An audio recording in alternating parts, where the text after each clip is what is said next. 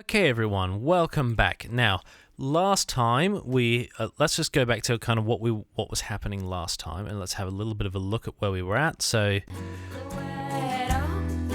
now you'll notice, as opposed to last time, you'll notice that that everything's sounding a lot more in the pocket, and that's mostly because we've added all of that master bus processing. So I'll just turn that on and off just to remind you.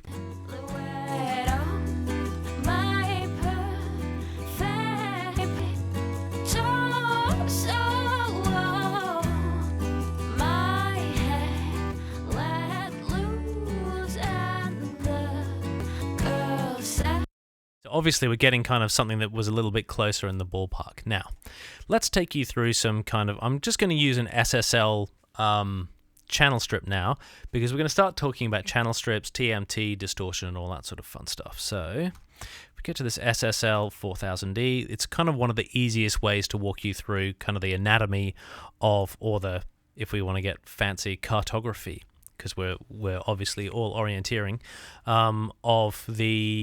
of the SSL channel strip. And it's just kind of an easy one to look at. And there are a few interesting paradigms here that I want to discuss that kind of apply both to analog and digital recording. So kind of emulations of analog things. Now, first, the setup's really good. So you got your low filters and your high filters here. So your low pass and your high pass. Next step here, you've got your compression. So there's your ratio, your release, really get that groove going, your thresholds, all that sort of fun stuff. Now, there's only two things on this. There's a fast attack or a slow attack. So your attack is kind of dominated there. There are some interesting things here, which is like the release 2, for example. So if you're finding that you're getting sort of a pumping release here, you can set maybe a longer release here to kind of try and iron out some of that pumping. So you could kind of get that really interesting fast release to get the distortion-y sound and get that sort of pumping sound. But then you can kind of set your release as well here on your second release to maybe stop it from over pumping. So you can go for that distorted character and have things not pumping. That's kind of cool. Then there are some new things like high pass, so that the low end doesn't set off the compression detection. So basically that low end energy doesn't over trigger the compressor, which is a really useful thing. And then there's a mix blend. So if you can go for some really cool over compression artifacts and then just really blend that mix back a little bit. And that's really kind of useful to us. Okay, so the next thing we're thinking about here is a gate and expander. Honestly, I'm just going to say get rid of it. Don't use it. That's a personal thing, but I tend to feel that, like in the digital world, gates are sort of a thing of the past. However, the SSL gate does have a particular sound, so if it's something you want to investigate, then set the threshold, and I tend to go like set my limited range. So if you look at that green down on the right hand of the channel strip there, you'll notice that the range of the compressor is the range of the gate is changing. I tend to prefer just to gate a little bit if I'm going to use this, just because I find that a little easier. Now threshold, again, that's like add more threshold and less threshold, so you can like add extra threshold if you need to. And then of course there's your release, which works just like a compressor. When does the gate come off? The hysteresis is the curve of how it comes off. Is it exponential? Is it linear? Is it coming off fast? Is it coming off slow, like slow start, fast end? So this kind of changes that curve, much like you do in a Pro Tools fade. Now your dynamics can be the E or the G series. E is the modern sort of punchy stuff. G is kind of your more distorted, blurry kind of vintage side of things. Now let's move across. We're onto our EQ section here, which we can turn off. We can make that pre-dynamics or we can make it post-dynamics. So that's kind of swapping the EQ before the compressor or after the compressor, and gate for that matter. Now you can change your EQ type here. Brown or black, again, sort of that smushy, more distorted, more charactery stuff versus that sort of more precise, punchy of the black SSL EQ. And then, of course, everything here is like, you got a shelf bell. It's very self-explanatory, incredibly easy EQ to use. Your high mids, your low mids, and then your low end, which can be a shelf or a bell. Now let's go on to the interesting stuff. The TMT, which Mike started talking about last week. So there's your tolerance modeling technology, choosing your different channels of your console because all the channels sound slightly different. There's your all button, which will just randomly assign things depending on what you're using. Now let's go for some of the really interesting stuff, like here, the V gain. Now that's just noise. The virtual gain of your console is just the noise that is inherent in consoles. Now, noise is an interesting thing to talk about here because it kind of works a little bit like dithering. Rather than having absolute silence to fall down on, if you add a little bit of noise in, again, we're talking about you're putting something in the space to fill the space. Now, if you hear that noise, you're hearing something that is actually filling up space. So I tend to find a little bit of noise is good. My personal preference is around that 95 dB. I do turn it down a bit because, I tend to record quite dirty, so there's a bit of noise inherent in what I record. But I like to leave a bit of that noise in, especially if I'm going for a bit of an analog feel. THD is possibly one of the most important things here. Total harmonic distortion of each channel. Now you can increase that and have a really vibey desk, or you can decrease it. Realistically, I rarely leave it. I just leave it set at whatever Plugin Alliance seem to think works. Now that we've kind of got all of this, let's see what happens when we apply two different. So we're going to do like a bit of a shootout between two different channel strips. I'm going to start with, let's go for the Lindell 80 series. So Lindell, that's like a vintagey sort of Neve vibe. Now, when I recorded this, I actually used a lot of UA material, and I used kind of the UA Neve thing for that. So again, let's just quickly go through this one. There's your input gain you can use for gain staging. This is your EQ. Now this is cool. It can be a 1084 or a 1073. So 1084, you've got some more frequency options here. So, and then the 1073, you're kind of restricted to the, the really vintage Neve selections for yourself. But yeah, you'll notice a lot more options with the 84. I tend to just leave it on that. There's your compressor, two different types, Nouveau or not. I'm not really sure if that's the truth, but I think that's two different types of compressor.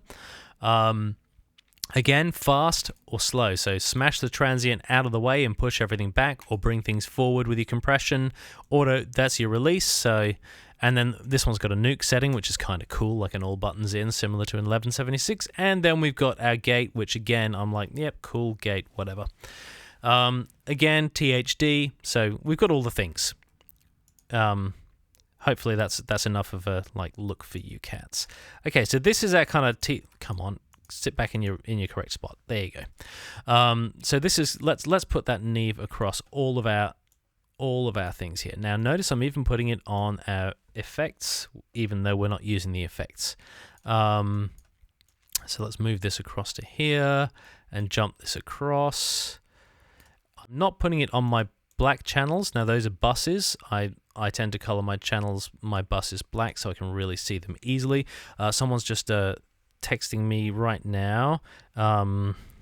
Still 15 away. Sorry. This is the second time I've recorded this one. First time the audio didn't work, so I've had to do it twice. So the people that I'm seeing on this have been getting delayed so I can get this done. Okay, so I'm just gradually dragging this. Notice every single channel without exception, because I want to hear what happens when I turn all of my recorded channels on, not the buses, just the recorded channels. So I want to make sure that's the bass. And here we go. Here.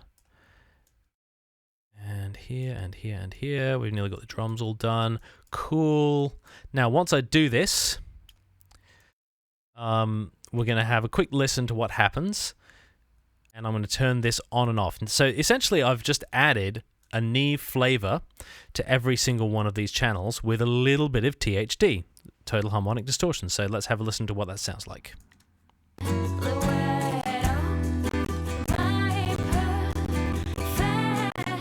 Give it a second. Poor thing's hurting a little bit. That's what happens when you're using constantly everything all the time.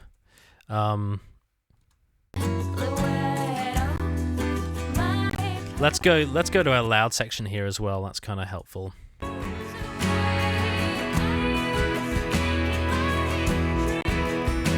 Now let's turn that off.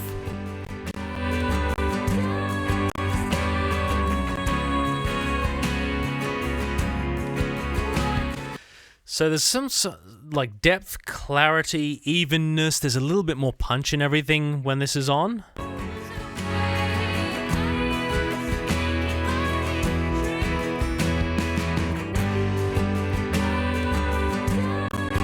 Cool, and I'm finding this one a little bit dark, to be honest. So let's click that TMT in. So all of the channels, now every single channel has been randomly assigned. Let's hear what that sounds like.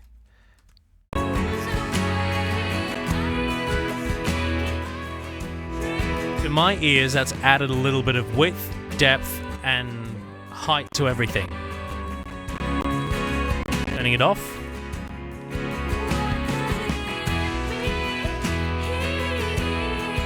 Now I might just drop the sampling, the oversampling on this master bus here, which I've got it 4 times. I might move it to 2 times just because it's my computer's crapping out a little bit. Okay, let's try again.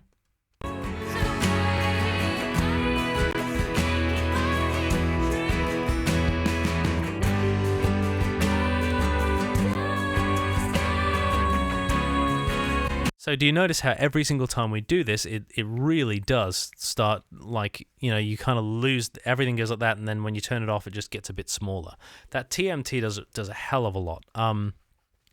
So what I'm going to do is I'm now going to, just really quickly, I'm going to pull all of these off. So I'm just using undo feature at the moment while I gradually remove all of this stuff.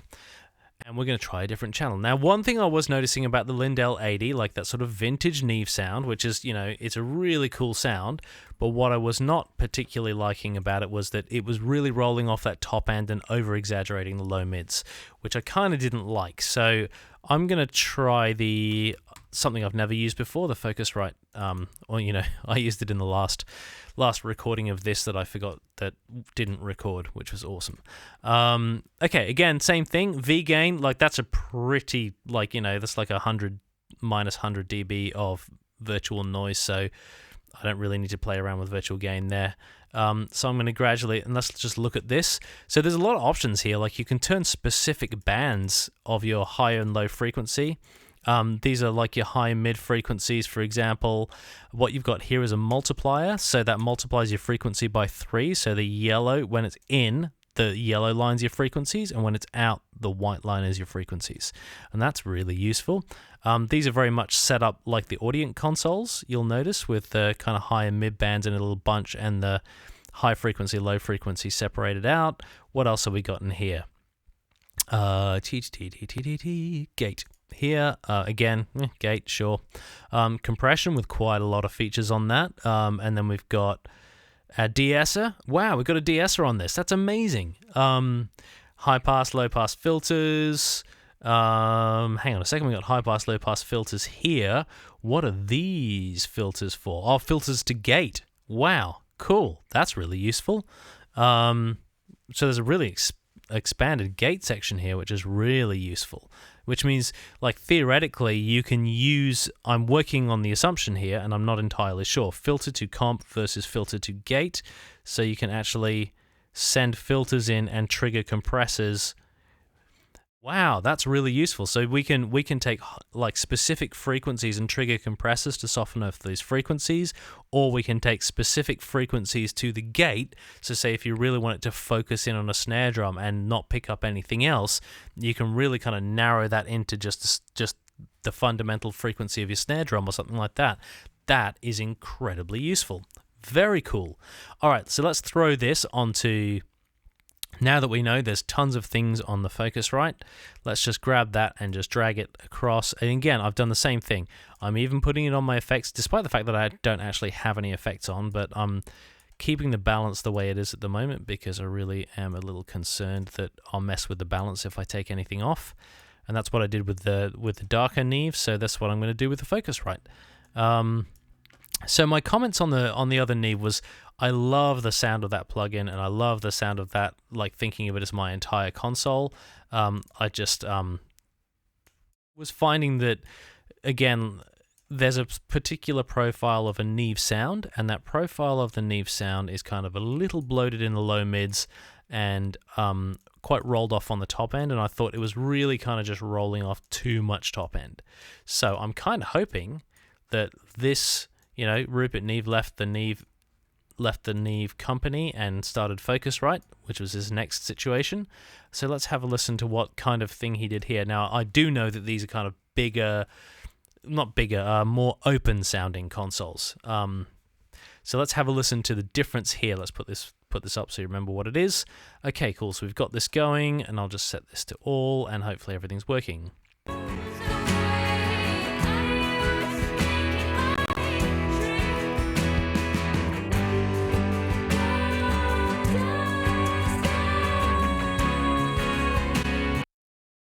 Straight away, to me that's sitting a hell of a lot better. Now let's do the old all TMT, and let's see what happens with the space.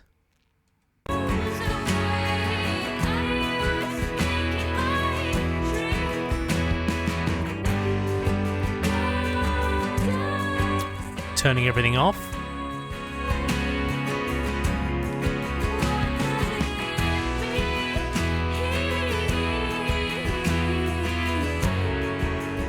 Turning everything back on.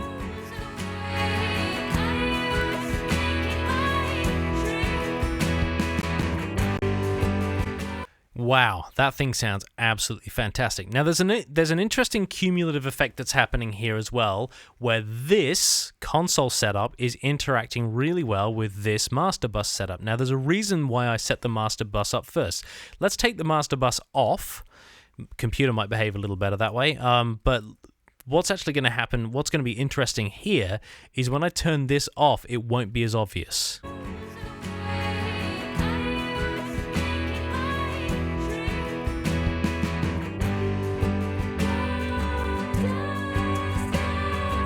Now, I'm still getting that evening out, still getting a little bit more space, but if I turn this on, let's listen to the difference to what happens when I turn this off.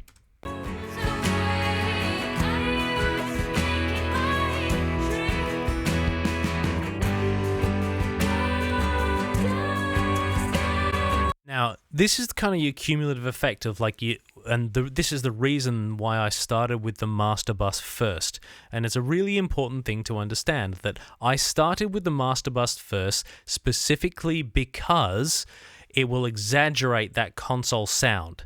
Because you're obviously pushing that console into EQ, you're pushing it into compression, you're pushing it into that little Lindell bus distortion as well. So you're kind of getting that cumulative effect. Now, if I'd have started with the console, then I wouldn't be getting as dramatic an effect, and it would be more difficult for me to kind of hear and choose which console I want to use. Excuse me. So that's everything so far. Hope you enjoyed that little bit of fun there. I'll be obviously doing more and more of these, and we're going to be gradually going through this particular mix. So sorry if you get sick of hearing the same thing over and over again, but we're gradually going through each element of this. There are some things that I want to think about here, like the snare could pop out more. Like now I'm starting to think about some slightly more individual points, but notice I've done 2 40-odd minute lectures on how I would set up multiple different things, and yet I have not even said, that snare could pop out a little bit more. Now, that's beyond balance and choosing my console. I'm genuinely saying a significant portion of my work has been done by just doing that. Next week, we'll talk about, freezing track, going into individual things, equalization, spatial things we haven't even started on, delays, reverbs. So there's plenty of fun for us to look at. So I will see my students on Monday. Mike will see his students on Thursday. Mike will see all the Thursday students again because I'm taking care of the mastering students on Thursday mornings now. So hopefully you all have had a wonderful weekend and had a little bit of time to de-stress. We've both spent the weekend building product and having fun things happen, like our stuff not recording properly and having to repeatedly do this. Anyway, have an awesome time, and hopefully you enjoy this.